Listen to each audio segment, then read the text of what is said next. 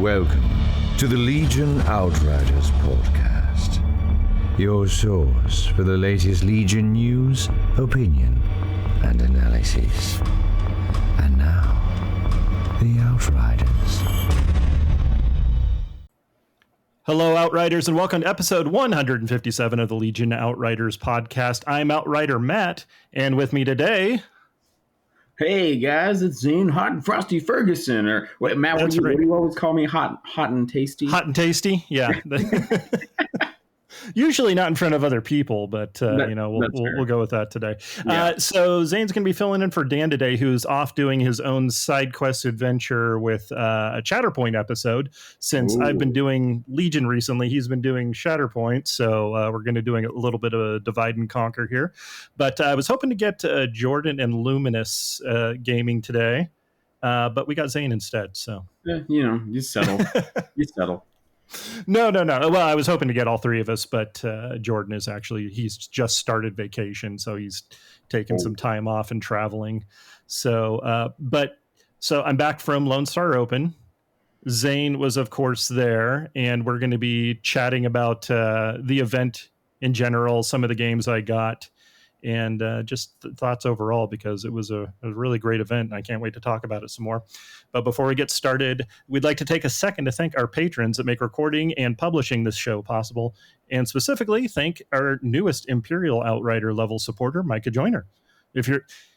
Thank you for joinering us. Joinering, yeah. And then he just It's like unsubbed right now. Never mind. If you are enjoying the show and like to support it, head on over to patreon.com/Legion Outriders. On today's show, well, we got a little bit of Star Wars news, just a little bit. This is usually I say, Dan, what's in the news? But so I'm gonna Zane, what's in the news? Well, it's 168 days until LVO, so that's did not. Did You're welcome, Dan. You're welcome, Dan. Oh my! I thought this was going to be the episode. I was going to put you on the spot. You were going to flounder, and I was like, "Well, I guess we're not going to know." Oh, well played, sir. I doff my hat to you. Which I did just recently get my room booked and everything, so I'm going to be there. So. Oh man, I should probably look at doing that here soon. Maybe I'll just crash on somebody's couch, but yeah, there you go. Be easier. But okay. In other news, we are only, as of recording right now, 19 days away from the Ahsoka beginning of that season. So very excited for that. So ready. Yeah. That's going to be happening. Also, they've announced that they're going to be doing ports for old generation console players. They're going to be doing some Jedi Survivor ports for PlayStation 4 and Xbox One and probably N64. I don't know. That might be a little bit too old. Console. Always. No problem. Yeah. Cartridges. Did you play Survivor? No, I did not play Survivor yet. No. I need to get in there and finish that. I've kind of been laxing on the whole video game front, because one with getting everything ready for LSO and stuff, but it's like, I got Diablo 4 and I tried playing that, and it was just like, it's a great game. Yeah. But I work night shift, like I worked last night, so I usually play something to stay awake. And Diablo has this soundtrack that just kind of like lulls you to sleep, and I'm like, it's very mellow, yeah. Every time I play it, I fall asleep. And it's funny enough, I saw an article the other day that said people fall asleep when they play that game, and I was like, okay. I gotta say, it makes me drowsy. It's my late night game. Like I play that for a little bit because I'm trying to get through the season 1 stuff. But that's funny. I'm not the only one. Okay, well, Thanks for sharing that. Other news, apparently there's going to be a little bit of delay in the Andor production. Not too bad, though, but because of the SAG-AFTRA strike, which is still going on, and totally understandable that they started filming back in November, but because of some of the people on strike, they're not able to finish everything out that they need to. But they've got it worked out with the actors that are on strike that they will come back to finish those scenes as soon as everything's resolved, hopefully for the better for everybody. And then they will continue and hopefully see Andor without too much of a delay in production there. Yeah. But otherwise, not a whole lot of stuff going on. We're waiting for Mini Stravaganza coming up here soon. Fun. In which, any predictions for that one, Zane? I'm just wondering if they're just going to show more of the Geonosian stuff. the Inquisitors and like Clone Force 99. Like, I'm just wondering if they're just going to give us more details on that stuff. And then probably I could see like potentially at the end of that being like, oh, hey, Oh, by the way, here you go. yeah, here's a little something. Here's some Gungans, or here's, Jango Fett or Mace Windu. Like, those would be fantastic. Here's the First Order. Wait. The brand new Kylo Ren. Oh, in two alternate sculpts with full helmet and cracked helmet. Oh, yeah. I think I'd go helmet on that one. But anyways. No, so yeah, eagerly awaiting to hear what's going to come out of that. But that will definitely have more details on that when that all happens. But so the Lone Star Open taking place at the Allen, Texas Convention Center. Yeah, I flew out there. This the second time I've attended this event. I missed it last year because it was things happened. You were like in the Galapagos or something, weren't you? Yes. Yeah. When that was going down last year, I was literally in the Galapagos, snorkeling with white tip reef sharks and stuff. So, yeah, it's funny. I remember talking to you about it ahead of time. I was really disappointed you weren't going to make it, but I was like, how could you pass on something like that? And then it turns out last second I couldn't go. So, but we got to all go this year and have a bunch of fun. How did this year's turnout compare to the previous? I know. So, because I went to the one that you were at 2 years ago, and that's actually I think where we kind of met and hung out and got to know each other was that. Yeah, actually, I think that was it. That was the genesis of our bromance. And I think I want to say that tournament had like it was close to 64. It might have been 32. It was in between. Somewhere definitely in between there. Because I think that was one of their first Lone Stars. Because Lone Star has only been happening for like a few years now. Like, it's still a relatively new input in the FLG events, and so so this year we were really trying to push like getting a bunch of people, because like when you look at the map, like a lot of people can go to the West Coast stuff because they live on the West Coast, and a lot of people can go to the East Coast stuff because they live on the East Coast. But in the middle, like the Colorado guys, the 5280 guys, like they're really the biggest kind of central area that has one of the biggest tournaments going on. And so there's a few folks in Colorado. I've met maybe 1 or 15 of them. They're all great guys too. They really are. And they and so we got to talking about like we need to make Lone Star like one of those big central key events that people want to come to, because as far as the FLG events go, like that's it for them, because you have what Gen Con is in Indianapolis. Yeah. And I believe so. Yeah. And then Adepticon is in Chicago, so like both central kind of areas, but there's nothing really south, And Dallas is one of those like really key places that like it's got 2 airports you can fly into. Everything's pretty easy to get around with. So we were really pushing the numbers on this year.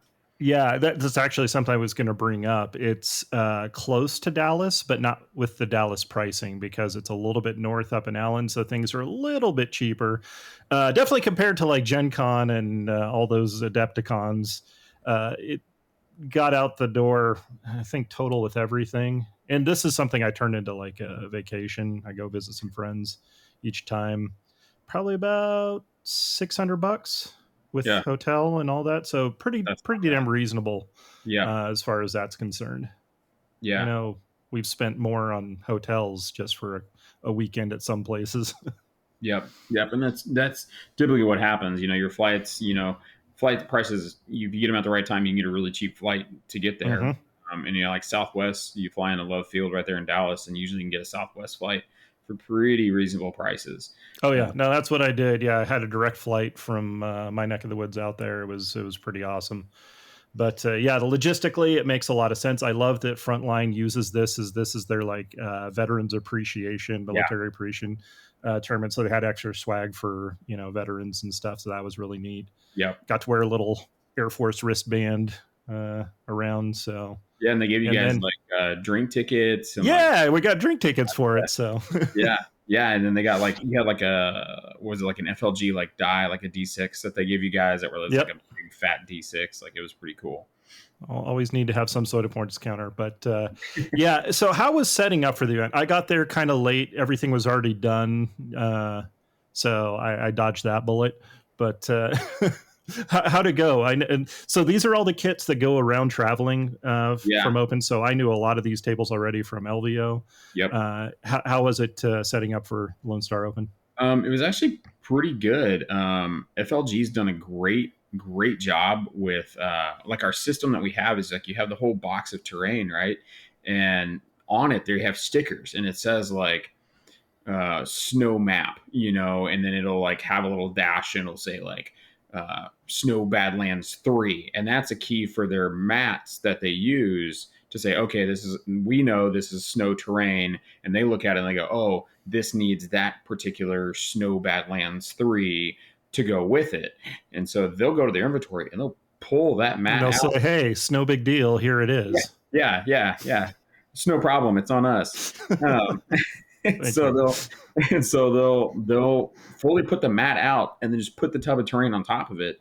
So all we have to do is just show. Oh, they did that already for you? Yeah. So they had the mats out? Wow. Yeah, nice. The mats are already out on tables and the tubs of terrain are already on there. There was a few that were kind of mismatched, but I would say like out of the like 30 something tables we had, there was like 3 that we had to like move a box to. Like, oh no.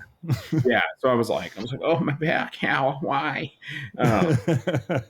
But no, we managed to, you pop the top off and you just start unloading the terrain like right there. So like that process has gotten so much faster now than the like dig through a pile of boxes and go, okay, we need to try and find a mat that fits this, and then you go dig through the mat. Which of these fits this terrain best? Now it's like, nope, that one with this one, boom, here you go. Yeah, and honestly, props to LJ for kind of steamrolling that process for us to enjoy now, because I've been on both sides of that equation, and it sounds like it's way, way better now than things. But we just need to keep adding tables. So yeah, well, and his system that he's got going for us has made it possible for guys like me to be able to step in and run an event when needed. So when did you get contacted to come in here? So funny story. Patrick Jeroboam on the Discord, we were talking at LVO, and he was supposed to be the EO for this event. And I was like, hey, I plan on coming. If you want another judge, if you just need help setting up, like whatever, I'll totally be there. No problem, And he was like, okay, cool. Well, what he heard was, yeah. So then a couple weeks go by and he messages me and he's like, hey, I know you were like looking to help out with LSO. Would you be interested in stepping into a bigger role? Because I have a family reunion that weekend that I cannot get out of. Like I have to go. Oh, wow. Okay. And so he was like, so we need an EO for this. And I was like, I have never done that before, like the most I've done is just help people set up the events, and make sure things are running smoothly.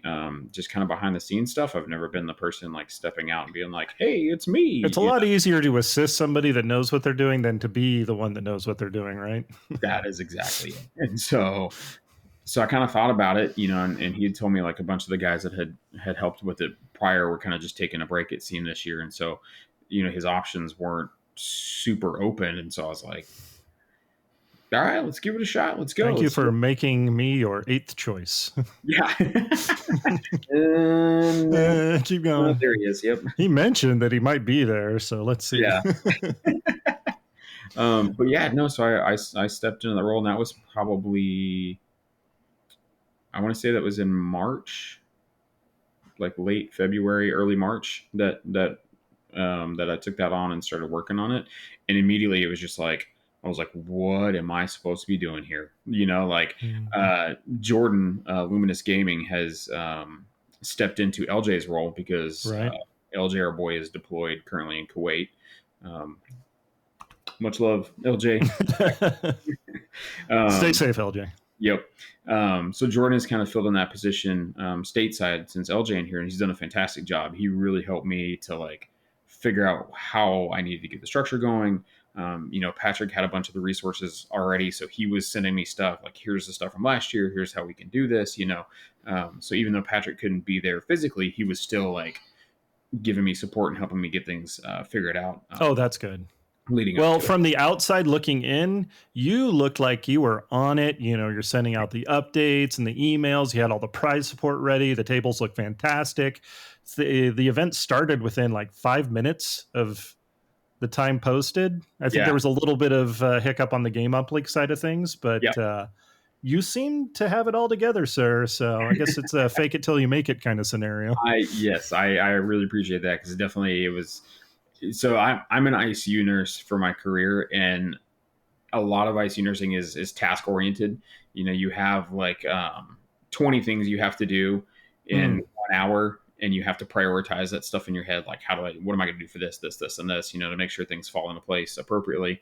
And so that kind of OCD-ness kicked in when it came to getting the training kicked in. Yeah. I've prepared all my life for this moment. And so I just kind of went into that mode of like, okay, here's what I got to do. I got to get it done, and just started tasking things out. And I'm glad everybody told me it seemed like it ran really smooth. It was great. My little brother, Nathan, came out to help me out with checking everybody in. That was one thing that like I delegated to him to like, hey, here's how a game uplink works. This is all you got to do, and so it made it super, super fast for everybody as he was checking them in and I was doing other stuff. So, which was especially awesome because apparently he doesn't actually really play Legion. He just does some of the TTS stuff. So we need to apply more social pressure to get him into the game because he's an awesome dude. Yeah. And he's definitely interested in playing more. He went to, he lives up in Denton, Texas. And so he was, I think he went to like the Reaper miniature store up there, and they have like a Legion night. So he's got on there. And so I think he's going to try and start showing up and seeing if he can learn and figure out what to do. That's awesome. So who did you rope in for judges on this one? Oh, I got some awesome judges. Patrick was sending me great suggestions. First on the list was Zach Herbula, Florf the Dwarf, Cat in a Lettuce Hat on Discord. We were like immediately like, he's got to be our like main go-to guy, and it worked out because Zach had already secured a world invite, so he didn't. Oh, good. Okay. He didn't have to worry because that's one thing I didn't want. I didn't want people who were local that like could compete at a high level if we were going to be a World Open qualifier, because we didn't know at the time we were going to be one. I didn't want them to miss out on an opportunity. Like that was kind of one of the conflicts I was having. Do I bring someone in from out of state, and have them stay in the room in a hotel that, I could get from FLG? How am I going to do this? And immediately Patrick was like, oh no, Zach's already got his invite. Like he's good to go. Like we can go with him. And it was like, perfect. Oh, Zach. And great. So Zach was kind of falls into your lap like that. Yeah. Zach was super awesome. He's very intuitive with the rules. Very on point with it. So, and then we're like, okay, who do we get for a second? Just in case we need a second. And in my mind, if worst came to worst, I don't want people to come all the way to Texas and then be like, oh, cool, I got a first round bye. I flew all this way to just sit. Like I'm not a fan of that. If you come to play Legion, I want you to be able to play. Sure. Yes, you're going to still get that first round bye, but you're still going to have an opportunity to play with somebody. So I wanted another judge that I could, have on hand that could judge if everything was cool, but if we needed a filler, would also be okay with jumping in. And Zach and Patrick both suggested Ethan Judd, who was a solid consular for us that weekend. He actually did jump in one game to play a guy because we had some drops on day 2? Probably day 2. Yeah, I don't think I didn't hear about too many drops on day 1, but day 2 for the redemption bracket especially. Yeah, and so he jumped in on day 2 to play with I think it was Travis Posey. Jumped in to play with him just so he wasn't just sitting around for a whole match, and he easily jumped to that. And then Zach and I were able to run the floor consoling, and worked out really smooth. So. Yeah, I need to real quick correct you on that. You called them consulars, but I believe it's consular. Yeah, that's it. Consular, Oh yeah, you got to make it really, really over the top foppish. which is actually like everybody that I've talked with has agreed that that is actually a great change because Oh yeah. we were right next to the 40K guys and they're yelling judge often, and to hear someone yell, Why? I wonder why that is. yeah, to hear someone yell judge and be like, don't have to worry about it. But then you hear someone Yeah, yell consular and it's like, yep, that's us, and like you just that's us. it was so helpful. No, I think every Legion event out there should adapt that. And honestly, other game systems will have to come up with one for Shatterpoint or something. Ooh. Uh, Shadow Master, Mediator. Shadow Master. Shatter- Bring me the judge that says bad. Yeah. All right. But yeah, and then we had David Zelenka come out. Endless did the streaming for us for the event, Yeah. which he has now migrated over to YouTube from Twitch because Twitch has had issues with Yeah, stuff. they have. It's very, Yeah. very, very much an issue. So he's now pulled over to YouTube, and I think throughout the weekend he was like the first day he was pulling about 100-ish people. For matches, and then day 2 he was pulling around 200, close to 200. And then his traffic, he said he was getting like I think upwards in the thousands of people like coming through and watching. Like average watch time is around 30 minutes, so it was like That's pretty good. Tuning in when they can to see what's going on and right. going on with their day. That's fantastic, especially when you change platforms like that. That could be a real nightmare, but he is out there putting in all that work to make sure we got that nice high quality streaming going out for people to be able to watch in, see what's going on. He does a great job keeping things friendly in the chat as best he can. He's a great. His setup has continued to. It's like watching a Dragon Ball Z episode of like every episode, like Goku goes another level. Like that's David with his setup. Yeah, he's never going to reach his final form because he just keeps going. Yes, yeah, he totally does. But like he is controlling cameras, he is getting angles, he is watching the chat, he's responding to the chat, he's listening to the player audio, responding when appropriate. Like there's so much that David controls behind the scenes that like people don't see him actually working on. It is crazy. Like you watch people walk the event, they come up and they see him streaming and they're just like, wow, look at all this, seriously.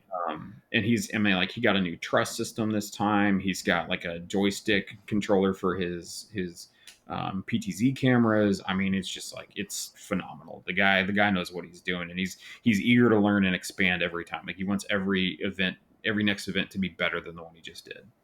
Yeah, you got to love that kind of motivation and drive for that because we all get to benefit as a community for it. Exactly. And you guys need to go support him on Patreon to keep that going and pushing his content, because the more support he gets there, the more he can do, the more events he can go to. Did I hear that he was going to be possibly rebranding? Has he decided on that? I actually should have asked before we started. And I'm not completely sure. Slipped my mind till just now. But yeah he's moving away from I think it is because he doesn't want to make we were chatting and he wants to make sure there isn't going to be any copyright issues, but it's still under Yavin base right now.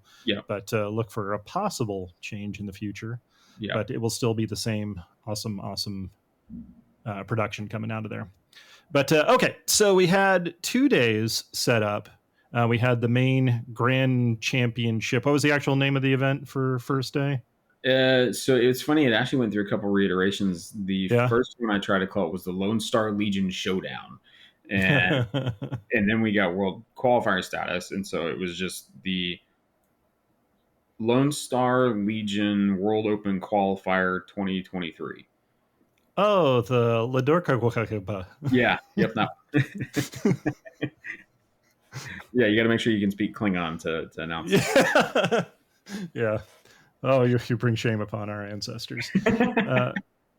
But yeah, so that was the main heat event, and basically it was a single elimination. Effectively, it was a Swiss.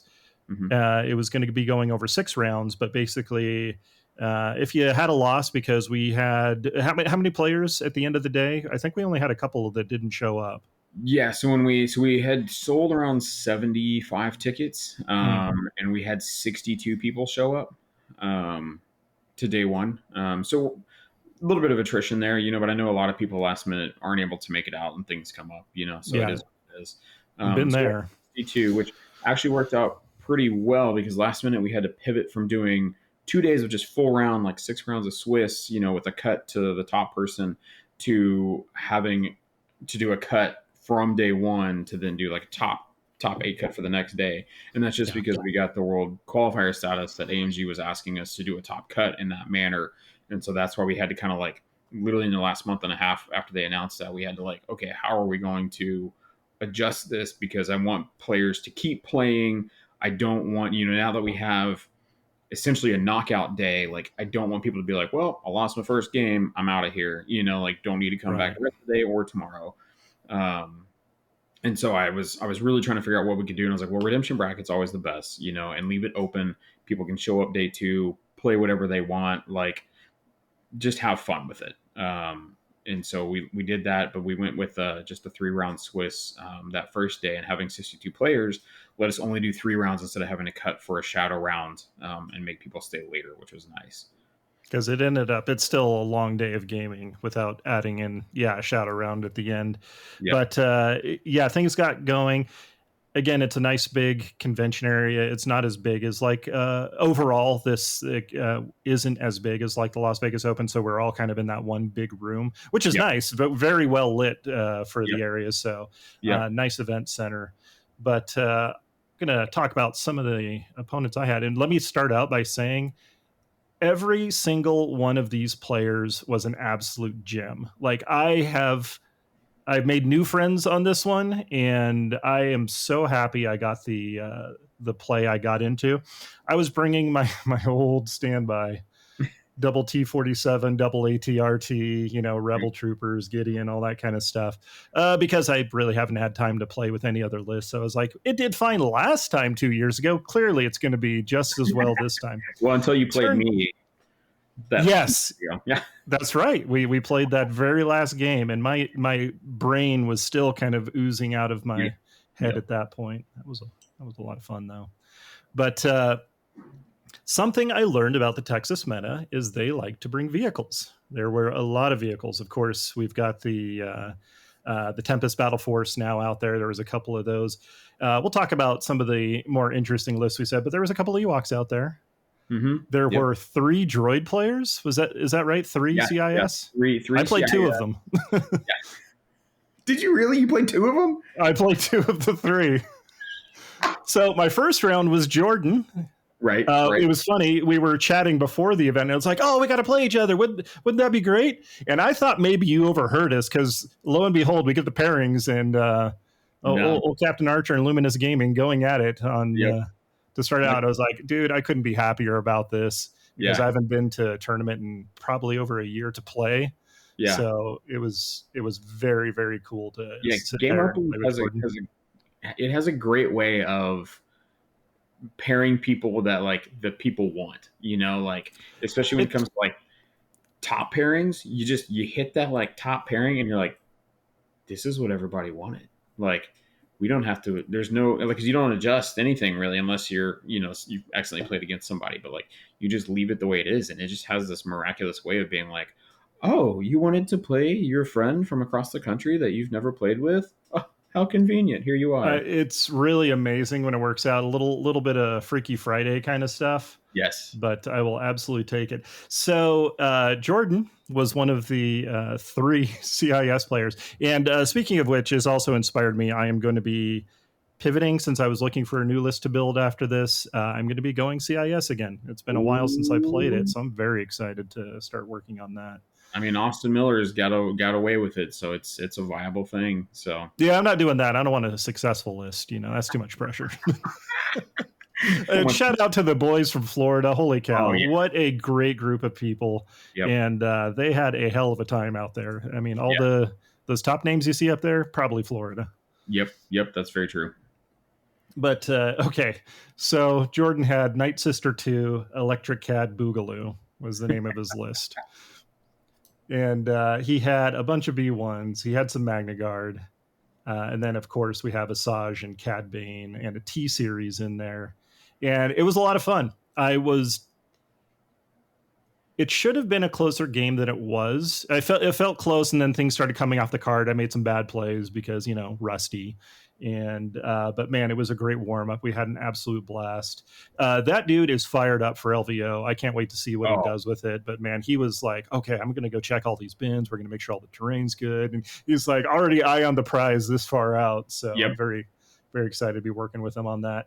But yeah, I had a lot of fun. So fun thing about the day one for me, every single game was breakthrough. I went 3 for 3 on breakthrough. Oh, goodness. I have no idea how that happened. I giggled to myself every single time. I was like, oh, land speeders, this will be fun. Spoiler, it was not. Every single time I thought this is going to be the one. But anyways. But yeah, so we played that. Round 2, we had a gentleman named Jake. And this was... I don't like to be one of those guys that say I should have won this game, but I probably should have won this game. I was chucking so many dice. So he was playing Republic, Anakin Skywalker, Clone Commander Cody, Phase 1 troopers, Phase 2 troopers, a saber tank. And yeah, I was a little worried about the saber because, it's tough. And then, of course, Anakin's no cheese ball. I was able to nuke the saber tank off the board like really fast. Yeah, I got very lucky with some rolls, and then he proceeded to save every single damn wound ever that I threw at Anakin. I think I pushed through maybe 15 wounds, and I just could not kill him. He had a couple of medics that was helping him out, but still, it was just like one of those things. I just need you to die, and I can win right now. Please just die. Yep. And I think we actually ended up tying on the breakthrough scenario on that one. And then, but I literally had only killed one. There was another one. It was Sergeant Steve scenario. I shot after shot poured into this one trooper so he wouldn't be able to score, and I just couldn't kill him. Could not do it. I can't fault it. Dice are going to dice, but man, it was a really fun game and a very, very nice dude. So for those keeping track, I'm 0-2 right now on the breakthrough. So, but luckily round 3, this is the redemption. Yep. And we went 0-3. So no. Let's see. Another very, very sweet guy. This was from Texas. Name was Cy. Is this? Yeah, Cy Alford. Yep. He was playing. This was my other droid opponent, but the name of his list is "It Ain't Easy Being a Droid." I think a better name was "Who Does This?" What kind of human are you? He must have been like, when he saw my list, just drooling a little, just salivating. So nice. So anyways, super tactical droid. He had Kraken out there. B1s with E5Ss. Yeah, he had some repair bots in there. Magna Guards, because Magna Guards. 2 dwarf spider droids with ion cannons. And an AAT. And my airspeeders kind of peed a little. And yeah, I gave it my best shot. It was funny because, so again, breakthrough, but we had Long March on this one. This is the one with Long March, right? Let me double check. Yeah, I think so. He didn't move a damn inch. He just stayed on the line. I was like, oh man, if I can get one person through, it's good. Right. Nope. Not even close. You just shoot you out of the air as you came flying in. Oh yeah. I was trying to be cagey and hold them back and like push the rest of my forces and then fly the T-47s up, and it was just It was not happening. It was a freaking shooting gallery. And I was like, well, that's fair. Yeah. But if there's a list that I could have chosen not to go in, having 2 spider droids and an AAT in there, it was definitely be at the top. Yeah. But anyways, yeah. So pressure's off. I'm clearly not in contention for the continuance of day 2. So we got into the redemption bracket. Yeah. And let's see, who did we have? So this is actually a really fun one. These guys, yeah, they were from Texas also. Very nice. A guy named Kevin, who, so if Cy could have picked his list in mind to go against, if I could have picked Kevin's list to play against me, I couldn't have asked for anything better. So this was my one victory for the event, and it was units I'm used to playing against. So we had Iden Versio, Imperial Officer Boba Fett, Shore Troopers, Mortars, a unit of Stormtroopers with medical droids, Inferno Squad, Scout Troopers, like crits. That's what he's got for impact. And he had actually been taking impact stuff and he had dropped it because he wasn't running into armor. Yep. And then I showed up and I was like, oh, so small unit count special forces guys that don't have natural impact really, other than Boba Fett's, rocket. Yeah. Here we go. And dude, he put up a fight, but it was kind of a foregone conclusion. Which is funny because he was there with his dad, who was playing Empire. Always there are. Yeah. So guess who I got to play in the next round? Yeah. old Papa Rubes came in. Yeah, he did. So Ty, and dude, I was so happy to play this guy because he's a bit older gentleman. He's in his mid-60s, but I love to see older guys in events like this because it's not too long before I'm going to be one of those guys. So the more old people we get in there, the greater. Yeah. But super fantastic attitude. We had a lot of fun just chatting about it. He's been, a war gamer for years, but he was doing Tempest Force. He had bikes and ATSTs, and I killed a couple of the ATSTs, but he had pivoted his list because he'd played the day prior with Tempest Force, and he'd done three ATSTs and like one unit of stormtroopers, and I think like 2 just naked scout troopers, and then like I think a Becky, and that was it. And so he ran that the day prior, and so he pivoted to what he played against you that second day. Nice. And he did a great job at it. This is one we had bombing runs, so I was very excited to play something different. And he had his bikes. They all had the bombs. I had my 2 T-47s and like some random chud trooper squad trying to huff it on out there. And of course they got shot down. So he was able to detonate all his in time, but it was so much fun doing it. And that was probably the captain of my weekend. I was like, hey, Zane, I will be dropping now because, day 2, there was one more round to go, but I felt like I'd gotten my money's worth, and honestly was looking to help start packing up tables so we could get out of there and then go to dinner, which we did. But that was my experience. And I know a lot of people had some of the calls. I was kind of keeping tabs with the judges. They had some interesting calls, but no contentious, like no arguments or anything as far as I could tell. Yeah, no. And I'll be honest, like I'm not the most rules intuitive. Zach and Ethan were definitely my like go-to. They were sharp. Yeah. Yeah. Because like, as I'm playing, I just kind of play, but like, if I get asked a question, then I'm like, what? Put you on the spot, huh? Put that slower in English. Yeah. And so, so I definitely got 1 or 2 calls just wrong, but I immediately like, as I said, I was like, this is the way I think it is. Let me just double check. And I would just go to Zach or Ethan and be like, look, this happens. And I'd be like, oh no, it's this. And I'd be like, perfect. Okay. Yeah. And I'd go back to them and I'd do it quick. So like the players weren't like several moves in, and I'd be like, hey, retcon that. This is actually what it is. I apologize. And they'd be like, oh, cool. All right. And they just make it work.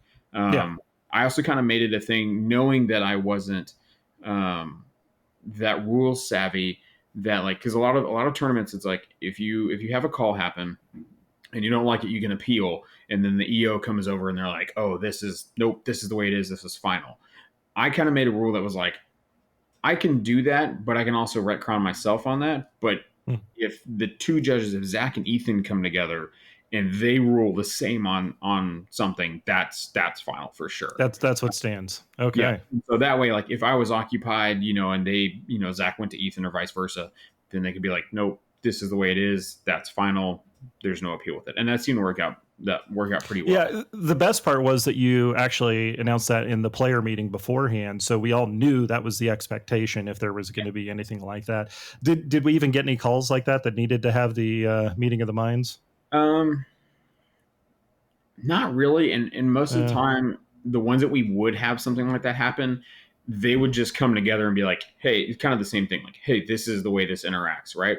correct. That's the way this works. Okay, cool. Or if they were like, no, it's actually this way, then they would immediately like start looking it up, and go to the forums or go to the rules and be like, oh, nope, yep, here it is, And the players themselves, I mean, you guys were all great. Many guys actually had printed out rule books, and like they were like, oh no, like here's this, and like I saw many guys like looking it up on their phone, like, oh no, here's all the rules for them, Yep. And so like you guys as players did a great job of just policing yourselves and like figuring stuff out on your own, which is awesome. And like I definitely don't want to take away from like y'all playing, like the time it takes you to like do something, but in the same instance, like if we don't know what it is either, we're going to be looking it up and spending that same amount of time. So Sure. you can always like call a counselor over and then look it up while we're coming over, because maybe you pull it up and be like, oh cool, here it is, and we just go, oh yep, no, that's the way it is, perfect. Yeah, and I think it worked out great. And like you said, everybody seemed to have a really good attitude about it, and no heartburn or issues from that. So I think that's the hallmark of a well-run and awesome community. So yeah, hats off to everybody that was there and participating and just having a great time. So how did it end up with the finals? From your point of view, were you keeping tabs on it very much? I was, to a degree. I definitely was like super surprised that 4 Rebel lists made it in to the top 8. That was amazing.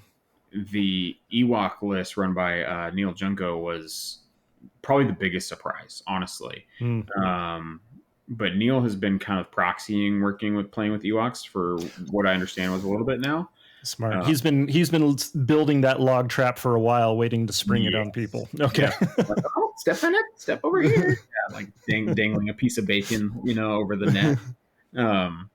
And so he actually wound up on day 1, his final match. He was 2-0, and Kyle Dornbos was 2-0, and they got paired together. Final, like, who's moving on to the top 8 kind of thing, and of course, like, you see those names, and Neil's a great guy. He's well known in his community, but on a bigger stage, people see Kyle's name like, oh, Kyle's gonna win that game. But it was like, Kyle said it was like one of the like more tougher games that he's had, because they both played a very cagey, I think they were playing Recover the Supplies, and they both did this kind of like, toilet bowl around each other, like trying to take pot shots. And like, Neil was positioned really well with his Ewoks that like Kyle couldn't just jump in and grab the box, because then he would just immediately get assaulted by like 40 Ewoks.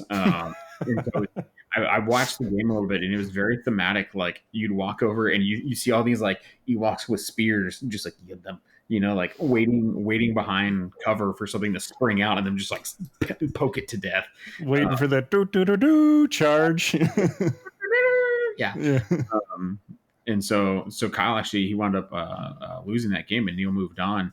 And from what I could tell, Neil was playing Caesar, who was the top Gar player that weekend. He was running Yoda Chewie, I believe, and he was doing really, really well with it. But Neil got knocked out in that first round matchup in the top 8.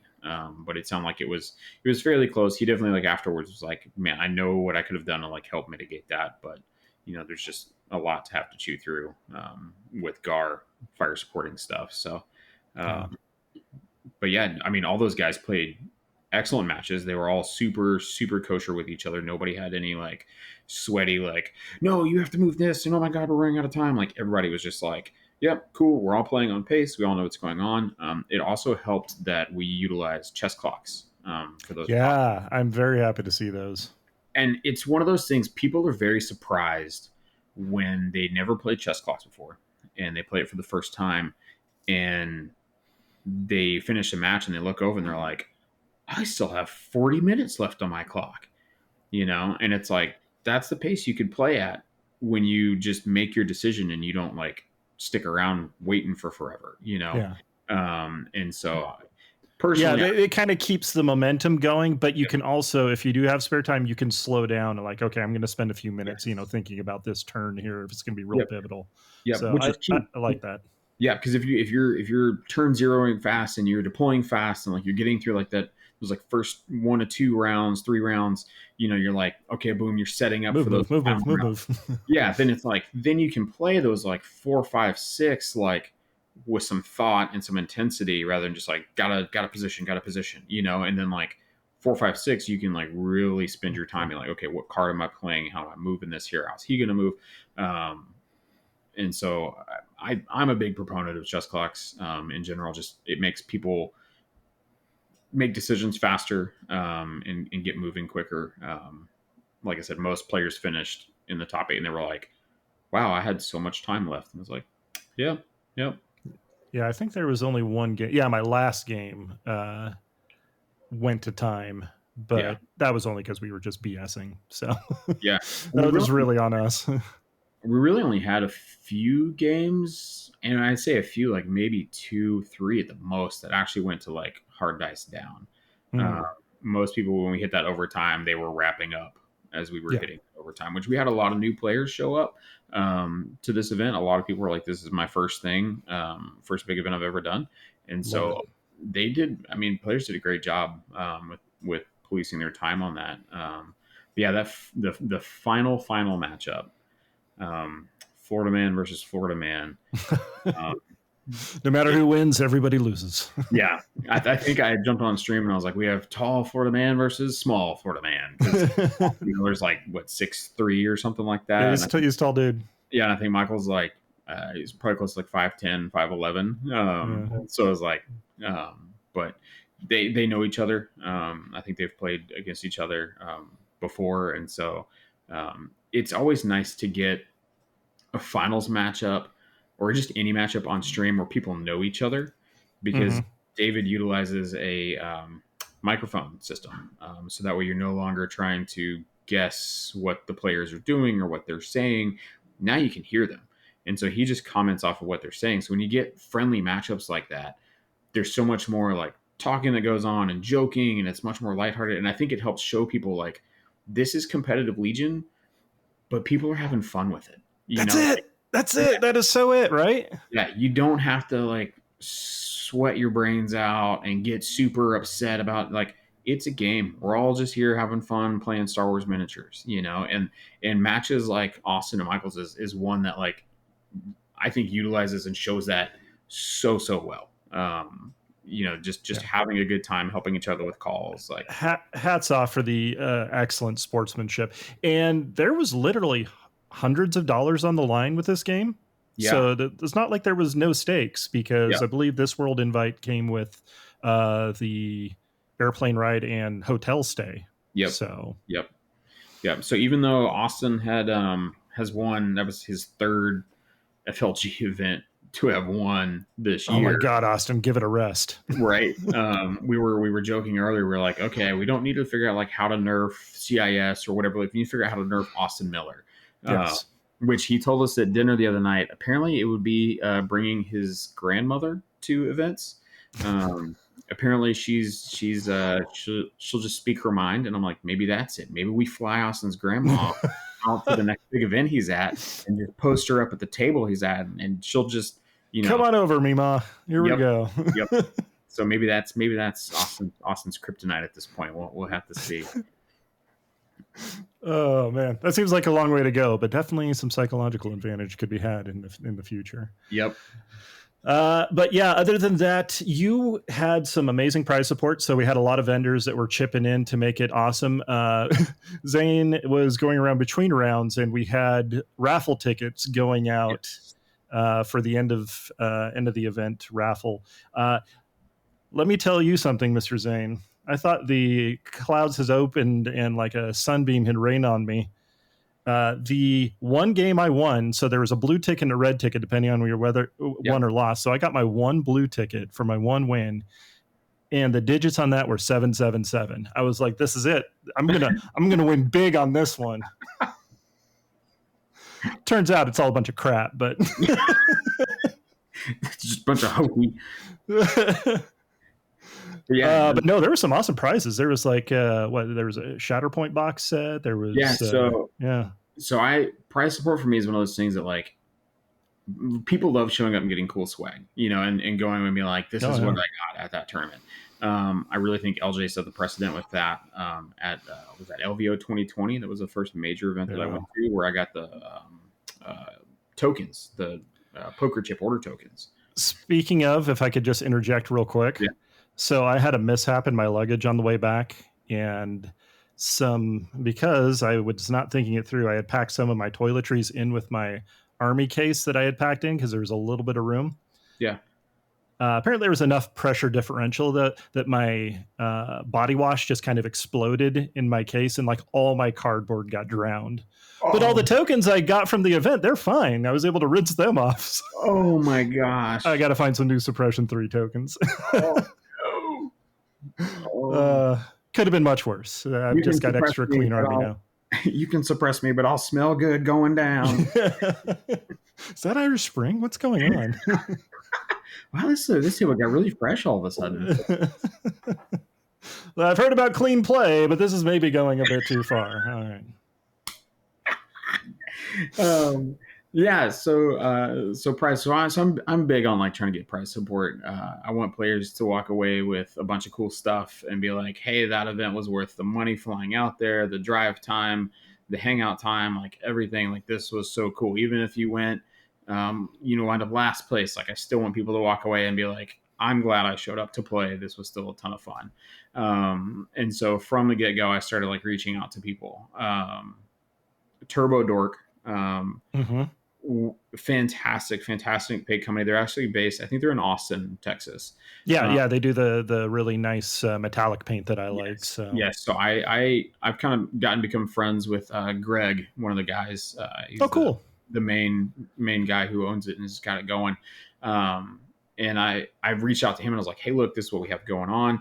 I'm running this event, and I'd like to get some like painting competition prize support. And he was like, yeah, what are you thinking? And I was like, I don't know, like just some couple bottles for like first, second, third of each category. He hooked us up with first. So we had 3 different categories of painting. There was single base, mini, unit or vehicle, and then full army. And we had first, second, third for each of those. He gave us first place for each one, got 6 paints with a silicone palette. So that was 3 of those. Second place got 4 paints, and then third place got 2 paints. And then he gave us a pack, like I think it was like a 6 or 8 pack of paint with a palette for first place overall of the entire tournament. So Austin got nice a full like pack of Turbo Dork color shift paints and stuff, and like their paints are fantastic. And then they gave us he sent us a hat, a Turbo Dork hat, which I gave to the person who had the most like color pop in their army, like just a lot of different colors going on that just like really bright and vibrant, because Turbo Dork has all their stuff is really bright and vibrant like that. If you walk by their booth at all, you see their stuff and you're like, oh, that's cool looking, because it just catches your eye. And I think it was Mitchum was the one that we gave that hat to, because he had an army that was just like color pop. Like it was like, dude, this hat is you. Like this works, and it works out because he was a hat guy, so he totally hey.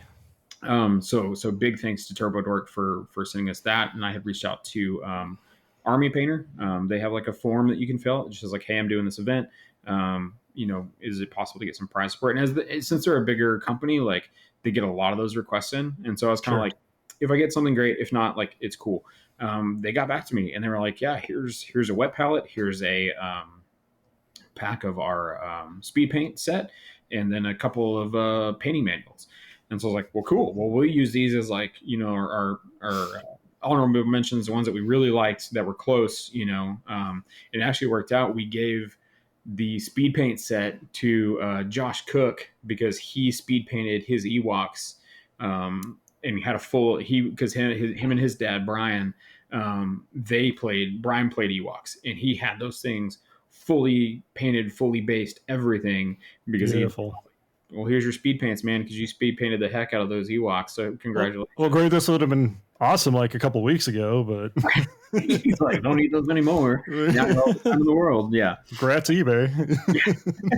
But yeah, huge shout out to Army Painter for sending us stuff and considering us, because I know they get a lot of requests. That's cool.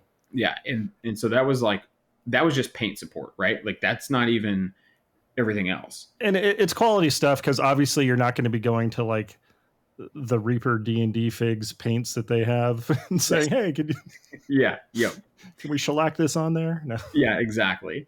And so I was like, okay, cool. Painting stuff is secured, because I'm a huge hobby. I love the hobby. I love painting. I love people bringing stuff in. And like, guys, I encourage you, like, everybody looks at their stuff and they go, I don't paint that great. Like, I've seen what's over there. There's definitely, you never know. Like, just throw yourself on the page. It doesn't cost you anything. No one's gonna be like, oh my god, he painted his Luke Skywalker with a purple lightsaber. No one's gonna care. If anything, someone's gonna look at it and be like, hey, that's unique. That's kind of cool. I like the way this is done, you know? So if there's ever a painting competition at any event, put your stuff on there. You don't know what's gonna happen. You know, if you don't win, cool, whatever. It is what it is. You're still playing. But if you win something, awesome. You know, I'd love to see that become a trend, just getting more armies up there. If people see like people just putting it out and like, oh, well, I think mine's probably better than that. Let me go and put mine up there kind of thing. Yeah. Yeah. I was legit jealous for the painting prices. I would have loved some of that, but because John painted most of my stuff, I don't feel right putting in for judging. So that's fair. But that's okay. With the CIS, it's going to be all done by me. So boom, there you go. And it's weird. So it's going up. Yeah, so that was just painting. So then I needed stuff for players. I wanted stuff for people showing up. I wanted to try and give stuff out most of the rounds. You know, cool, unique things. I reached out to my friend Rose Harmer with Fire and Ash. They have a whole company that the biggest thing they make is like D&D, like dice towers. So it's like a book. It looks like a legit book, but it's made out of actual wood. And it like folds open, and then it has like a dice tower that stands up in it, and you can roll your dice, and it's like in the book, and you can like store, like there's spaces for like if you have your minis, if you want to put notes in there, like it's super super cool. So it's a pop-up book you can actually use and play games with. That's fantastic. Yeah, and they do a lot of customization for like the cover of this book, so you can put a lot of different things on it. So they have just a great business. She actually made her and Lucas made my token holder. It's an old cigar box that they I sent them one of each token that I wanted to put in there, and he mapped it out and put like a nice like vinyl, like green vinyl floor on the bottom of it, and then put this like wooden grid that he made, set it in there, and that's where all my tokens sit in. And it looks awesome. Opening it up, people are like, oh, that's really cool. So I reached out to them, and they got us deployment markers for everybody. It said LSO 2023 with a little like Texas star on it. They're really I nice. used the crap out of those during the event because, man, some of those deployments be wacky. Yeah. And I initially, like, I had got enough for everybody to have 6, but I had ordered enough in case we had a bunch of players, and so we had a bunch of extras. So I think everybody got 8 deployment markers, and these are like nice solid wood, like, and then she hot glued felt on the bottom of them, so like they don't slide around on the mat, and they're easy to see. So those are super awesome. It was a great help during all those breakthrough matches I had, so I knew they wouldn't be sliding too much. Yep. So big shout out to Rose and Fire and Ash for getting those to us, because I know the players absolutely loved them. I thought they were really cool. Then I also I reached out to Jay Schlansky with the 5th Trooper. I was trying to get some custom, just generic command cards made. You know, I was like, this was FLG's like big military appreciation. I wanted some kind of cool military theme, you know, that like kind of showed the event, you know, some military appreciation. And so I knew Jay was an artist, and he has, you know, incredible skill with creating cards like that. And so I reached out to him, and then like he of course was like, oh yeah, I can also print these for you too. And I was like, dude, a twofer, like, let's do it. So yeah, collaborated with him, and he made these awesome military appreciation, you know, like World War II propaganda posters. I would say. Yeah, that's okay. Yeah, those are fantastic. Yeah, I like those a lot. Yeah, it's ones. It's like it's got like a stormtrooper helmet, and it's like support your empire, you know, and it's got like some cool stuff. The one I like, I think it's the assault or push one, and it's got like 4 or 5 like T-47s like flying up the card, and it's like support the rebel cause or something like that. And it's such a cool looking card. But he made those for us. He also sent us 5th Trooper makes these cool military appreciation tokens. Order tokens, and so he sent 8 of those. And so what I did is, as everybody checked in, I checked to see who was military. I made a record of that on my phone, and then I personally at the end of day one, Zach and I went through, and I picked out the top 8 military players, like where those guys had landed once the dust settled after day one. And then those military guys, those top 8 military guys, got a set of those tokens. Oh, let me guess. There was 9. There was 9 what?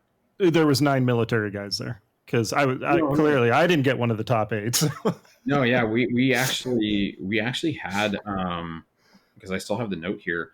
2, 4, 6, 8, 10, 12, 14, 15 military guys. Well, hot damn, that's awesome. Yeah. And so we gave those out to those top 8 military guys for showing up and doing as well as they did. So everybody got a set of those generic order command cards, and then those top 8 tokens. So huge shout out to Jay and the work he put in for me to get that done and sent out to us in time for that event. Awesome. Then the wonderful dudes at 6 Up Supply. I mean, oh yeah, you can't go to an event without 6 Up. Cannot recommend those dudes highly enough. I mean, go get your Force Flask. Yes, those things are so awesome. I got one at LVO. It was the like R2D2 one. Oh, super cool. Yep, I still got mine over at the side here. Super cool. So yeah, they sent us a tournament kit. They make these tournament kits. They've got some of their tokens in it for 64 players. It comes with a trophy, and I got that. And then I also additionally ordered for the redemption bracket one of their new Kyber trophies. It's got like a light. Oh man, it was so cool. And so I ordered one of those for the redemption bracket, and then I got my judges, just like Judge, thank you for coming and judging for me. Yeah, Judge promos for sure. I got them some name badges from 6 Up. Is that where those came from? Oh, okay, cool. Yeah, those were neat. Yeah, and they both were like, these are super cool. Like these are awesome, And I personally, I think I'm gonna get myself one as well, because it's nice to like put your name and your Discord on there, and they're magnetic. So you just clip it on. There's no pinning. You just magnetize it. Boom, it's on your shirt. There it is, and it makes it easier for people to be like, oh, that's you. Oh, you're that person on the Discord. Oh, sweet, that's awesome. So I put their Discord name as the big one, because that's where people would mostly know them as, and then I put their name small underneath it. So 6 Up, a little bit cooler than the stickers. Hi, my name is Hot and Tasty or something. Yeah. Hello. Hello there. And so yeah, the big thank you to 6 Up Supply. And then let's see, I think last but not least was the Dork Shop. It's just a small little store down in Mansfield, Texas, just underneath the Metroplex. They don't have like gaming space for events or anything like that. It's literally just a store, and they sell minis. They order stuff in. I had reached out to several stores across the Metroplex about trying to do some kind of like price support, just local price support to just support the community. And they were the ones that reached out and were like, yeah, we can get some stuff for you. And so they actually gave us a bunch of the cards from the store tournament kits. And so we had okay. Was the one that ended up on the bounty board? Yes. Oh no. So those were from Griffin, but some of those were on there. The smaller ones, not the tarot. Oh, okay. Some of those were on there. They were. We gave it like a bunch of the like top 8 cards and stuff like that, and like the redemption winner got the Boba Fett foil. And so a lot of people eyeing that one. Yep. And so big shout out to them for supporting us and stuff. I sent them a bunch of LSO swag that FLG had, like some shirts and a mat and stuff like that, as like a thank you to them for. Oh, that's neat. For supporting a local event. But yeah, so then we had a bounty board that John Griffin and I have kind of been trying to work on and getting going up officially with AMG. He's in talks with them on it.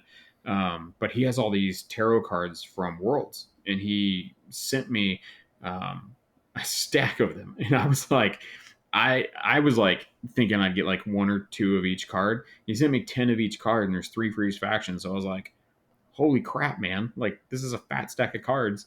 And so that's what we used for the bounty board. And players had so much fun with that. I'm a huge proponent of the bounty board. It keeps people engaged as they play, And it's funny because like the first day people are playing and they're not really paying attention, and then games end and they're like, oh, I got that bounty. Oh, hey. And so like, somebody would hear somebody else talking about bounty board. They're like, oh yeah, there's bounty board. And everybody start looking at their phones. Yeah. I got, 1 bounty each day. So yeah, first and second day was nice. Yeah, and so then you come up, and I made it open to where like, because we had all those cards there, so like you got a bounty, you went in, you checked with us, we marked it off so that you got it, and then you got to pick whichever card you wanted. It wasn't like here's the one thing you got, because you have all the factions there. Some people play things more than others. I didn't want someone to be like, cool, I've got this Count Dooku and I only play Empire, like, so I was like, pick what you want. Like, it's open here, grab what you want. So huge shout out to John for sending me those, because I think players absolutely love those. I think that was a huge draw. Oh yeah. And we reset the bounty board the next day. Like, we got probably 75% bounties claimed the first day. We had 20-ish. And then we just reset them the next day and opened it back up. And people just started claiming right off the bat. And then AMG, I mean, making us World Open qualifier, the first one in the US, was huge. Thank you, AMG. Yeah, really, really cool. Really cool kit that they sent us with all that. Those cards in there they're so cool. It's funny because they have top 8 faction cards for everybody, right? And we only had 3 CIS. So like round 1, I'm going around, I'm like, congratulations, you made top 8. Congratulations, you made top 8. And they're like, what? No way, like super stoked. And then there's the same thing with Shadow Collective. We only had 7 Shadow Collective players, so I was like, congratulations, you made top 8. And they were like, what? Like, one of the I think it was Sean. Get wrecked, Empire. Yeah, I think it was Sean. As I brought stuff around, he was like, what? Really? And I was like, yeah. And then like I came back around to give him something else that was Shadow Collective top 8, and he was like, dude, I love this. He's like, you just keep bringing me cool stuff. I'm okay with this. Like, that's pretty much what we've come to expect for the Legion convention experience. So if you haven't checked it out yourself, you're missing out. Yeah, and then the raffle system was an idea that I came with last minute when we had to pivot to doing redemption bracket and having that cut, and potential people dropping. Like, how do I keep people engaged and wanting to play? And I came up with this system because Amazon Prime Days happened right before this, and I got a Shatterpoint box, a Clone Wars Pandemic box.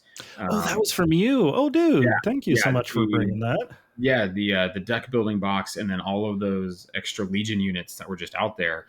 I just got those on Prime Days for discounted prices as just additional prize support, and then came up with the system of using tickets for a raffle draw.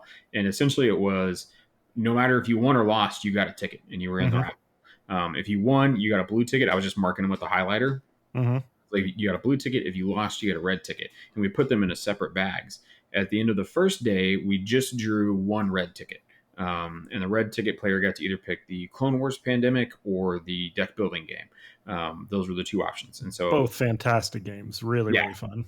And so I think it was Kevin actually got the Clone Wars game that first day. So he picked that one. And then the next day, and every round you played, you got a ticket. So it wasn't just like, oh, here you are. Like, no, every round I was like going to people, like giving them tickets. Like, people were coming to me, I was giving tickets out. So by the end of it, you were guaranteed to have 6 tickets of blue or red, one way or another. And then at the end of the second day, we drew the second red prize, which was the deck building game at that point. And then we drew the blue prize, which was the Shatterpoint core box. And so drew that one. And then I put them all together, and a bunch of the Legion units that were there, and just extra cards and like prize support that was just left on the table. It was just up for grabs. And as I called, everybody got something, it felt like. So yes. Yeah. I would say that out of everybody there, because we only had like 3 or 4 people like drop and not show up day 2. I would say like a good 75% of the field got something in the raffle, which is what I wanted. I wanted people to like have fun playing and coming back in. And many players were just like, they were eager for that raffle ticket, like they were like, they finished their game and be like, I don't care, I'm red, he's blue, this is how it is. And I was like, cool. And I had several players just come up to me be like, man, this raffle system, like I want to win something, like I'm eager to win something, So you tease mini gamers with minis and games. It's fish in a barrel, dude. Can't lose. Yep. And so that, I feel like that was a really fun system. Yes, it was a lot of work on my part to like make sure people got tickets, because I try to keep an eye on game uplink as games finished, and I'd go to those tables and give it to them. Or it got to the point where people would come find me. Both opponents would come find me, and they'd be like, "Hey, this is where we are." Or like one would come get me, like, "Hey, I won. My opponent's over there," and they'd take the tickets over. And I think it was a lot of fun. It was a great time. Overall, game uplink worked beautifully for us. Those guys just do a fantastic job with that software. So it was my first time using it for an event as a player, and it was fantastic. It took a little bit to kind of figure it out, but it's very intuitive, and I have nothing but praise for it because holy cow. Yeah, that was like, oh, there's my pairings. There's my opponent's list. Here's all this stuff. And I'm on it right now looking at my opponent's list from the event because I can go back and, take a look. And it's not like I was keeping notes. Yeah. And the biggest thing that I just tell people is like, make sure you select who wins at the top and then verify your match. So like usually if you lose the match, you're like, womp. You're not really wanting to submit that you just lost. So usually the winner is the person that's jumping on and submitting the list. Well, you as the other players still have to jump on and verify that they input everything correctly. And even if they didn't, you can come tell us. And it's a quick fix. It takes no time at all for us as admins to be like, oh yeah, boom, here, fixed, done. There you go. So yeah. Well, all right. Fantastic event, obviously. Are you doing it again next year? Potentially. If Patrick wants to run it, it's totally balls in his court. If he wants to run it, then I will totally support him and jump in and do that. If he says, you know what, go for it, we'll do it like we did, then I'm totally game for running it again. Now that I've got one under my belt, I get I understand how it works now.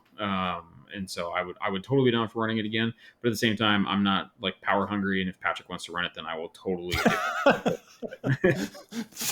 Yeah. So he's burning real hard for that, accruing all the power of the, having to be responsible for running events and, riding herd on a bunch of cats / gamers. Yeah. Yep. This is definitely one I'll be trying to make again. I would love to make it every year. And thank you very much for making it such a positive experience for at least myself and hopefully everybody else that attended. Yeah. But we'll go ahead and wrap up there. Thank you again, Zane. Yeah. Mr. Hot and Frosty. You can find him on the Discord or maybe calling to see if he's got prize support for next year. But if you have any news for the show, you can hit us up at legionoutriders@gmail.com or by the Facebook page /Legion Outriders or out in the world. Are you on any of the other socials there, Zane? You're on Insta, right? Yeah, I'm on Instagram. I have a painting page on there called Frosty's Figs. It's just Frosties_figs. And I just put my stuff that I paint on there. So it's not the OnlyFans is also Frosty's Figs, but it's different. Yes. Yeah. Yeah. That one's called The Figs of Frosty. So. Oh, okay. Gotcha. All right. And of course you can find me streaming on Twitch, twitch.tv/captain_archer, or on the Discord as the same, or as Outrider Matt. Thank you again, everybody. And we'll see you next time, Outriders. This concludes the current episode of the Legion Outriders podcast. You may cultivate a tactical advantage by observing the Outriders on Facebook or Twitter at Legion Outriders. Wisdom advocates subscribing to the podcast. Acting otherwise is reckless.